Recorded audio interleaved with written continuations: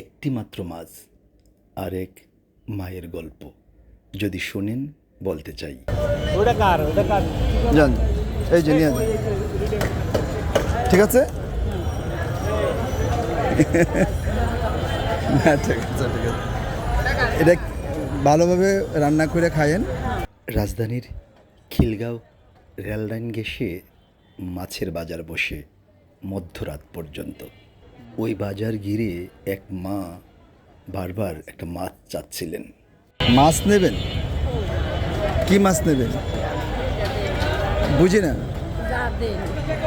না, আপনার কি মাছ পছন্দ? আসেন, বড় মাছ না? ওই সময় আমি মাছ কাটতে দিয়েছিলাম। এ মাকে বলছিলাম, আপনার পছন্দ মতো একটি মাছ নিয়ে নেন। আজকাল বাড়িতে কেউ মাছ কাটে না। আমি মাকে বলছিলাম, মা আপনি পছন্দ করে একটি মাছ নিয়ে নেন। ওখানে প্রচণ্ড ভিড়, কার আগে কে মাছ কেটে নেবে এরকম একটা প্রতিযোগিতা চলছিল। ওই মায়ের আকুতি আমি বারবার দেখছিলাম। এই লাল কার্পো মাছটা দেন তো ভাইয়া।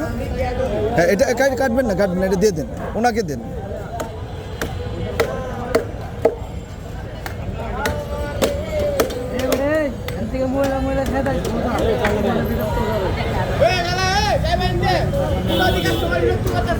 ওনাকে দেন, দেখায় দেন। যান, এই যে নিয়ে যান। ঠিক আছে। না, ঠিক আছে, ঠিক আছে। এটা ভালোভাবে রান্না করে খায়েন। কোথায় বাড়ি আপনার? আপনার বাড়ি কোথায়?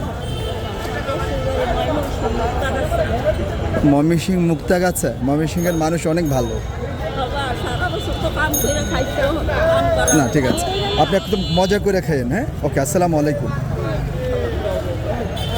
ঠিক আছে মা, ঠিক আছে, ওকে, যান মা, আসসালামু আলাইকুম।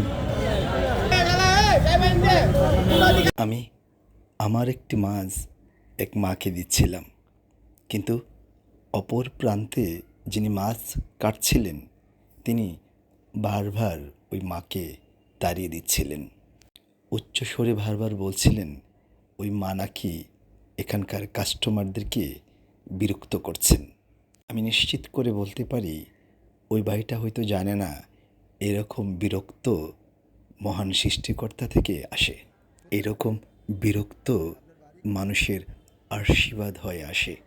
এরকম বিরক্তর মধ্যে যে ভালোবাসা লুকিয়ে থাকে সেটা কেবল সেই ভালো জানে যাকে এরকম বিরক্ত বারবার টানে।